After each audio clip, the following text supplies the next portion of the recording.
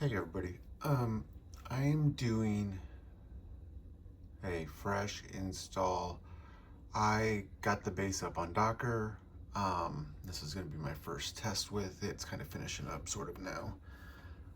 So while that was doing that, I could show everybody.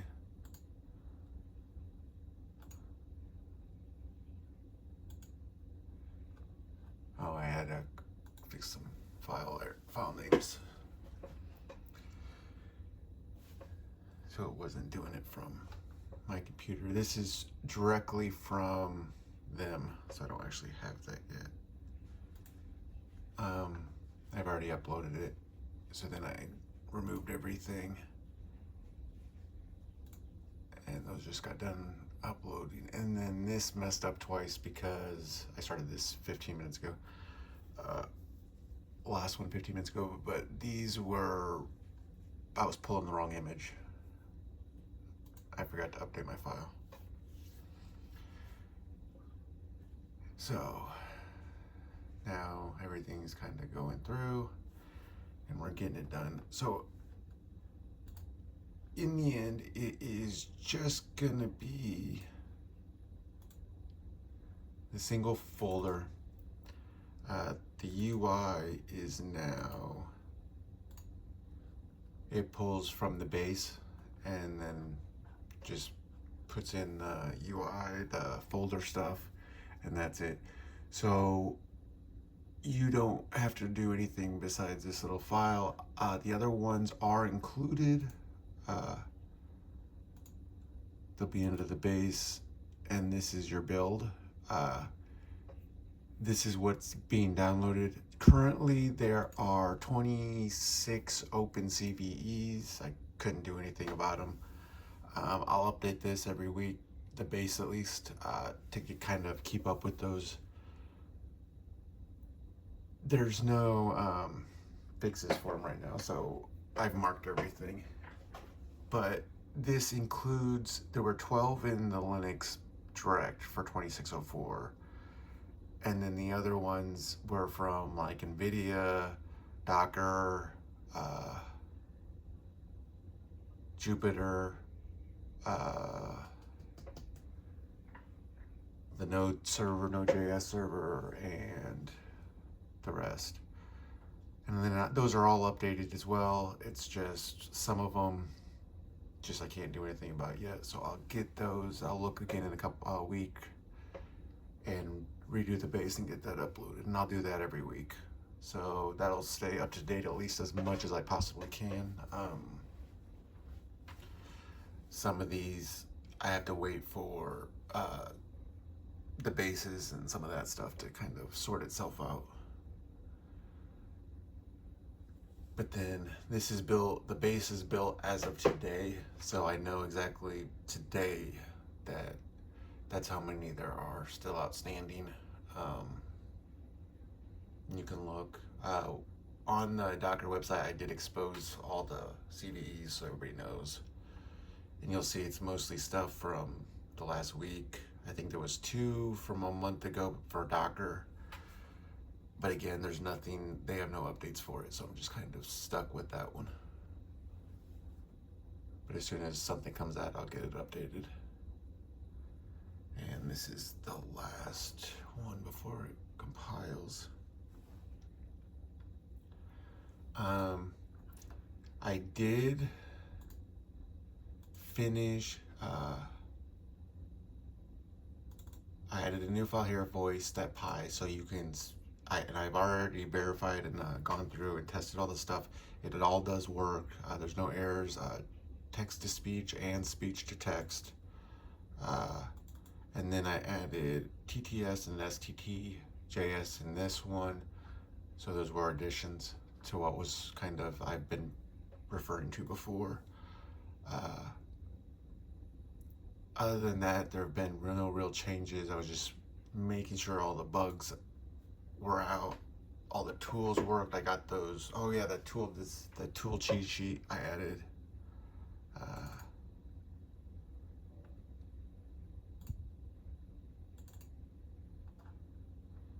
Tool examples, and you can right click any of these, are all human readable.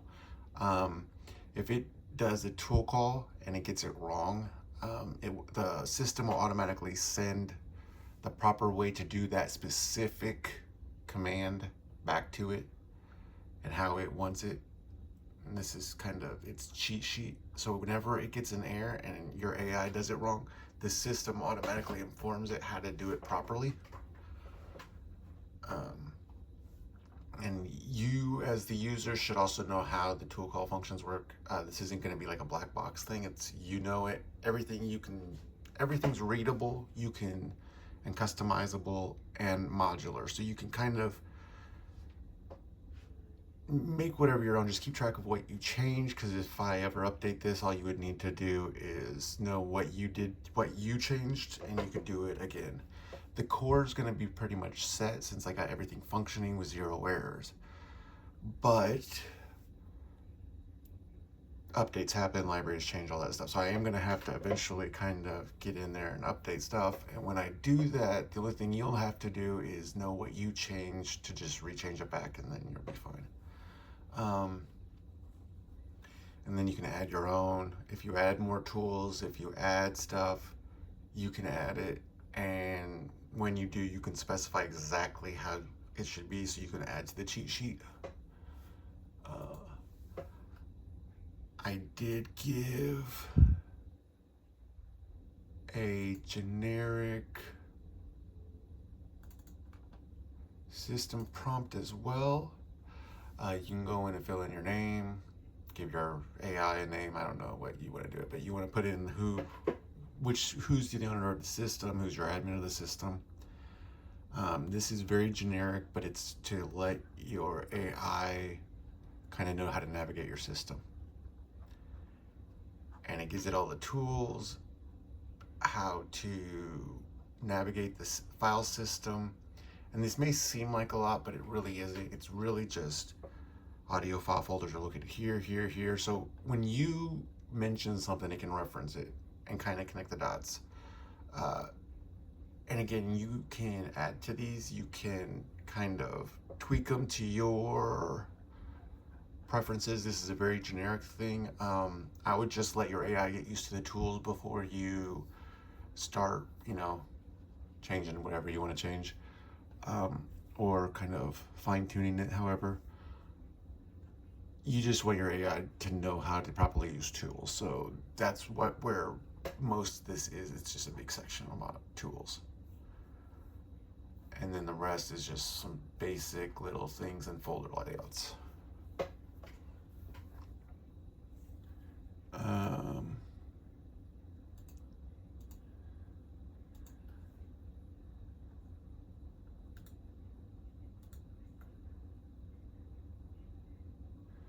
It's installing. Oh, that's right. This installs everything for you. So when I open this, everything's already done. So as you see, it just installed all my Python libraries I asked for. I don't know why it always downgrades it to 2 point. I think it always goes to 2 point something. I need to figure out what's making it roll back. Whoa. Yeah, it's finishing now. NumPy.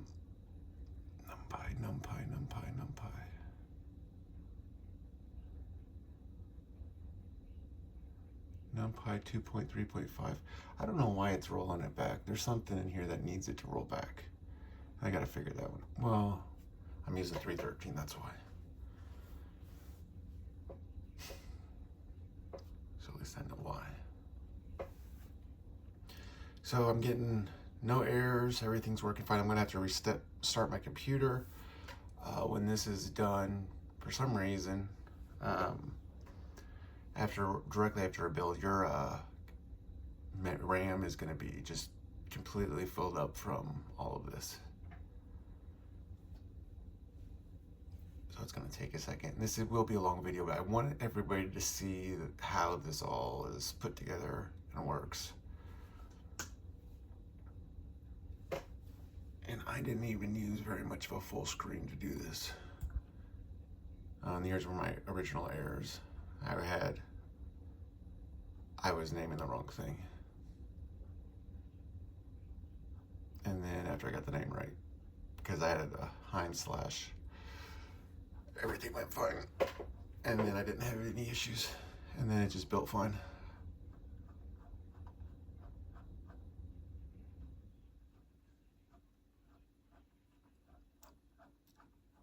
And you can change the requirements text, so all these Python libraries I'm downloading, I did this so you can see and give everybody a base. These are probably the most common libraries around. Whatever you don't use, take off. Like if you don't use quantum computing and simulations like that, there are about, I don't know, 20, 25 libraries of quantum computing stuff. So you can literally cut tons off of this. You see what I mean? I kind of went overboard with it, but I gave you all the basics, all the stuff that you need that are common in Python. Everything is built off HTML, Python, and JS, so no matter what system you're on, Linux, Windows, which I am on as you see, or if you're on Linux, Windows, or Apple or any of them, it's gonna all work. So as long as you can get a Docker, an ollama, and for Windows you need WSL2, but for if you're on the others, I'm not sure. I don't think Linux needs anything, and then I don't know what Apple uses for that. But if it uses Docker, I'm sure it'll work. And because it's all HTML, JS, and Python, as long as those work on your system, this will work on it.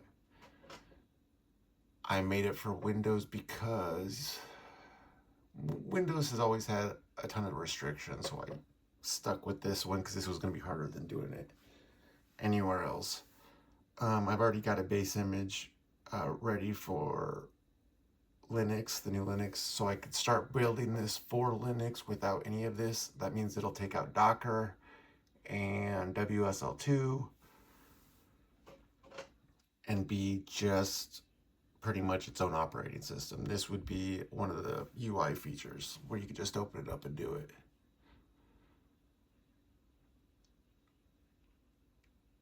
And I'm gonna do that for like a small partition or something. I'll make it a bootable drive or something so people could just load it up and make 100 gigabyte partition and load it up and use it.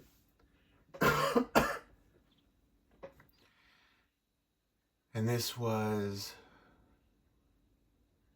kind of a spur of the moment thing. I did this all by myself from the ground up. I did it in about a month. So if you can do these things, I have my own experience with with programming and this stuff. So this was a little bit easier for me than some, but everything you need to kind of design your own stuff is going to be included. This is all under a non-commercial license, so a non-commercial share like international 4.0 license from Creative Commons, so it's going to be free forever. There'll never be commercial interest attached to it. It'll be there for whoever wants to use it. I built it for educational purposes, and again, I'll when I restart, I'll show you my computer and show you that I'm just using the normal regular desktop from Dell. But this is kind of what it is. And I am trying to fill in the space while this finishes, so just bear with me. And because I need to kind of get a mic ready and to show, I don't think I showed TTS yet, so I figured I might as well do that when I do the restart. I'm trying to do this all at once so you see that I'm not trying to mess with anything. It's just kind of, I don't try to hide anything and I don't try to make it out to something it's not. This thing is free. I did it, the core of it's probably in under 7,000 lines of code. It's all modular. You can customize it any which way you want. And you can do kind of any of those things. So I need to do a restart real quick.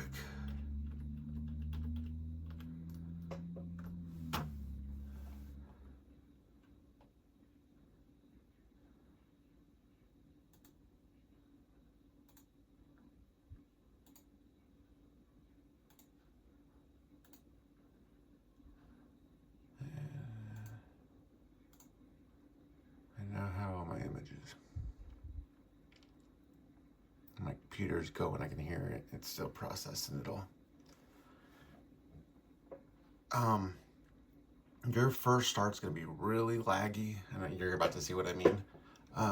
Because Docker Desktop kind of registers all this stuff in the background, and you can hear my computer if you can a little bit, but it's like, it's going off now after it stopped. So they're registering and doing all that stuff. I'm gonna restart real quick.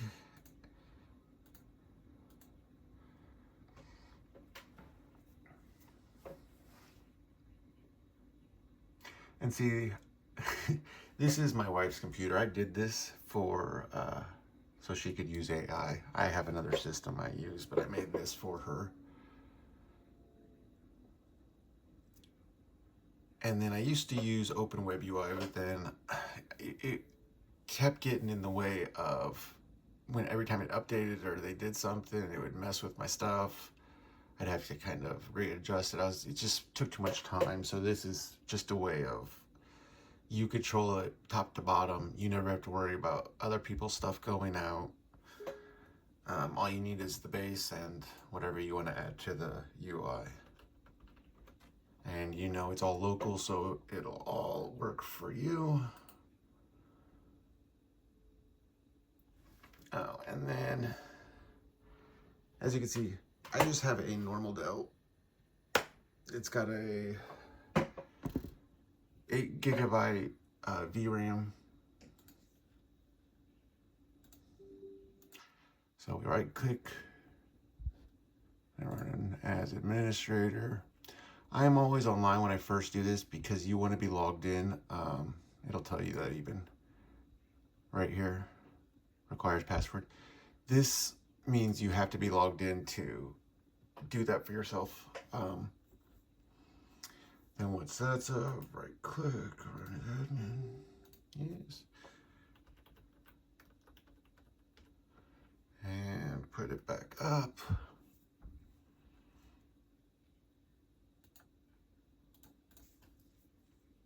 And take that off. Now we do our pre-launch, so we are offline now.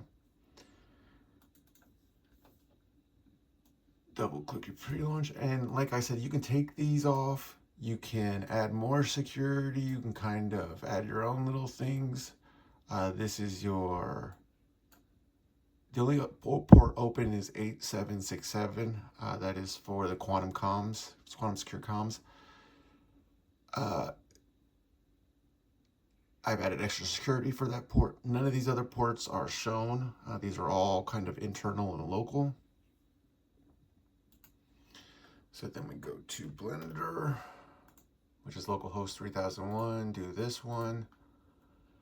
Then go to KiCad, which is localhost 3010, do this one. And then we go to the browser, which is gonna be down for a second while everything loads up. Again, this is your first time. The first time it loads, it's always like this. Everything's up, it's going, but everything is in one thing. So this is your text to speech, your speech to text, all your stuff, your code server, your ports, everything's inside of this, in that 7,000 lines of code. It's all human readable. You guys can go in, kind of customize it, colors, looks. I made it really kind of just that basic plain thing. you can add tools, and I've gone over videos where I've shown that, but I'll try to cover that some more.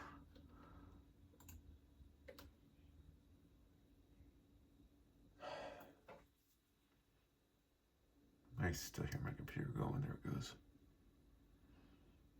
And code server still off. So I'll wait for code server to finally kick on. And then we'll be good to go. This is a fresh build, so I want to make sure that everything's right. Everything rendered properly. And I was doing speech to text and text to speech to get this. And that's where that came from. And there's code server, so let's reset now. Everything should be good to go.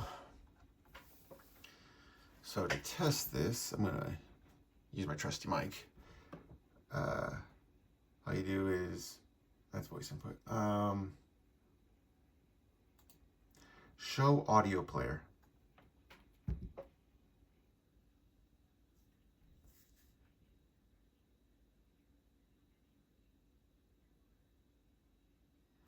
And then after it transcribes, it'll stick it there for you. And then you just press play.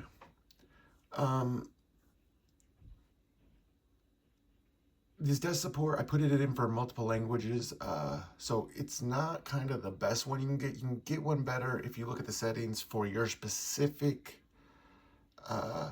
language. I did the multiple, so I don't know if this really cuts it out much. But I wanted everybody to be able to test it and look at it. If you want to change that, that's in the files. So just so you know. And then the first response is always the longest. But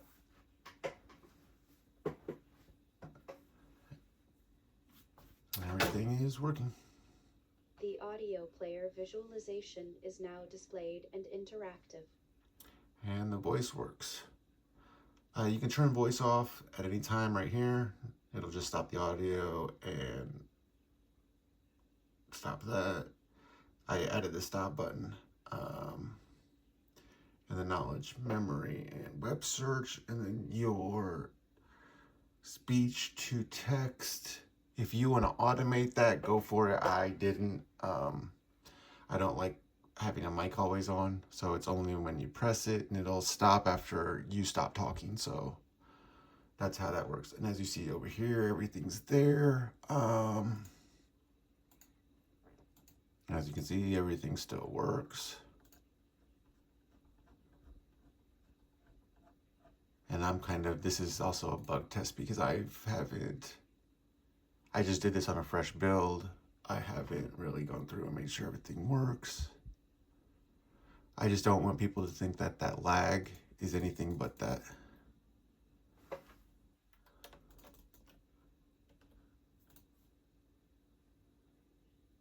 And then I emptied the knowledge, so.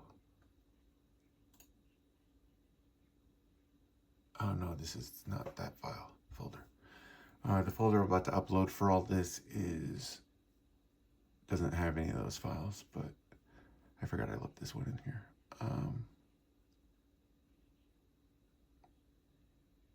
No, there is no. Oh, and this one there is.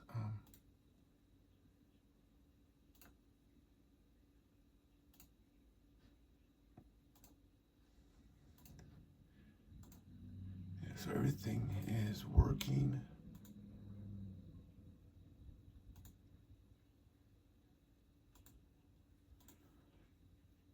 Yay.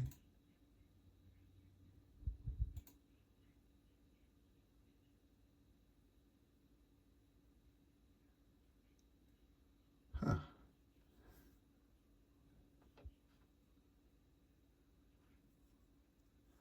I wonder if that was when I was building.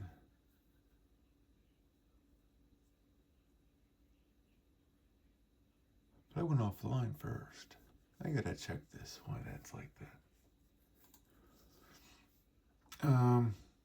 But yeah, everything works. I was going over and talking to my AI last night and having it making sure it all worked. Would you like me to elaborate any perspective of the paradox, such as specific proposed solutions?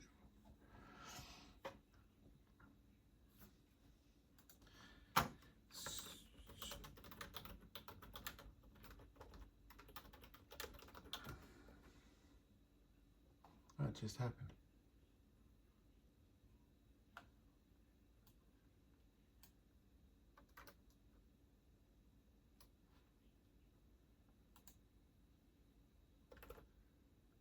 What just happened there? I may have pressed something. My bad.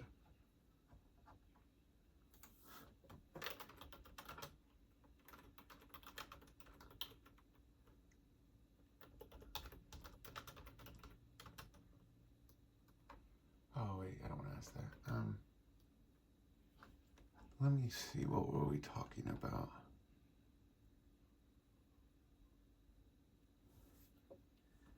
Can you elaborate? Oops.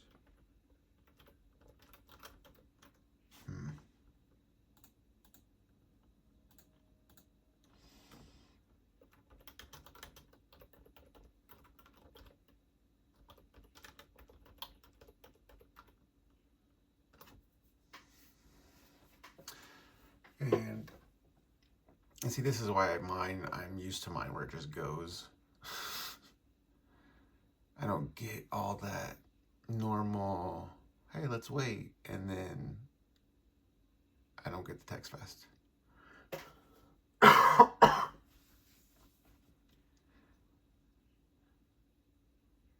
But this is something I've kind of gotten used to, and I'm eventually going to release my AI, but I've been kind of waiting.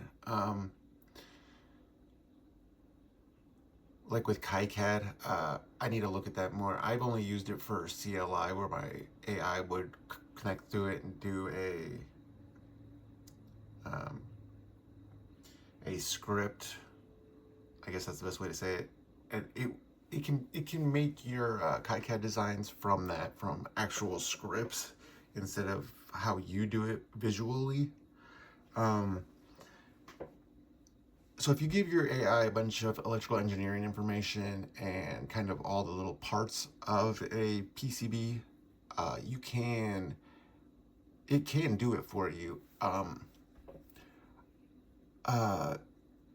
I don't know which AI you're going to use or how they're trained. You may want to ask like Google or one of the online ones to give you an example script to use. And then you can start training your AI with that. I still need to make the tools for Blender and KiCad. So, and that's just a file I'll probably just update. I won't need to really upload everything else or do a new version for that. That'll just be tools that you can just add to your tool text. Tool folder. Okay, enough. You're kind of just going on.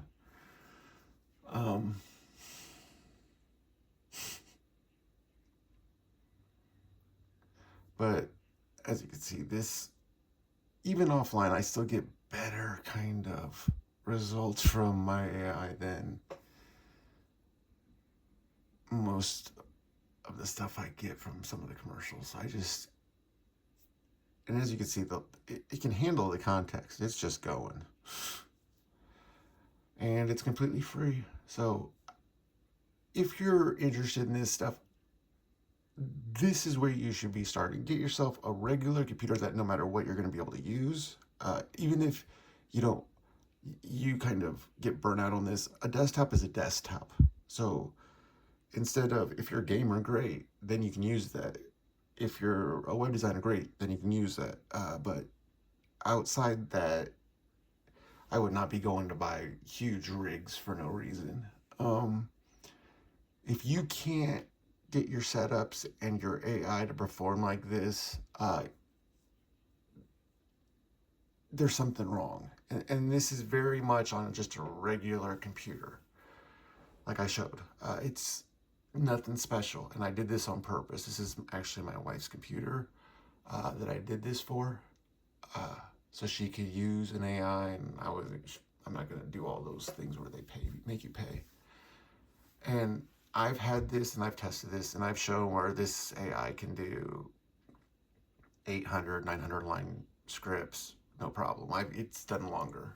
As you can see, it just keeps going on about this.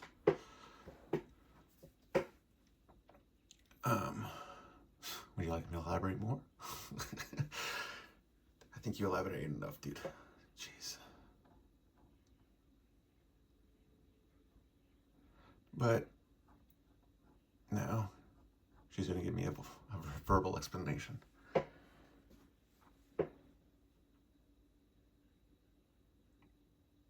But that one. The holographic principle is a profound concept in theoretical physics that suggests the information contained within a volume of space can be represented as information on the boundary of that space. This principle.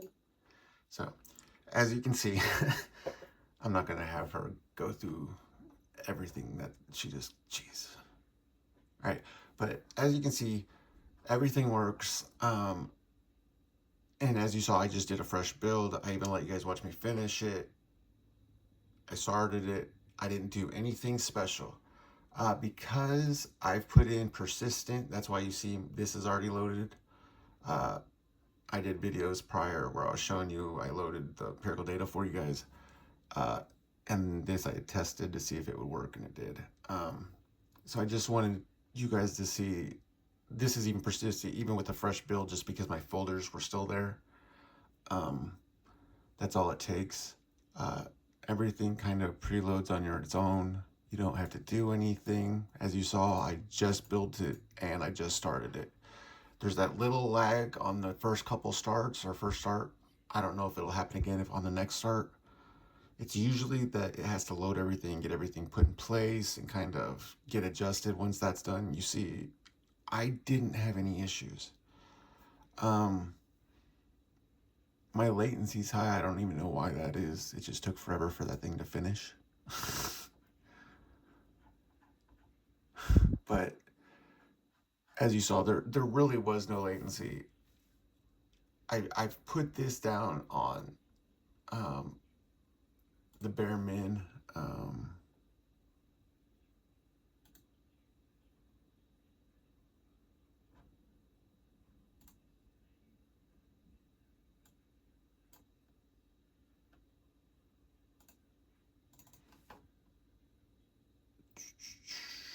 Let me find this script real quick.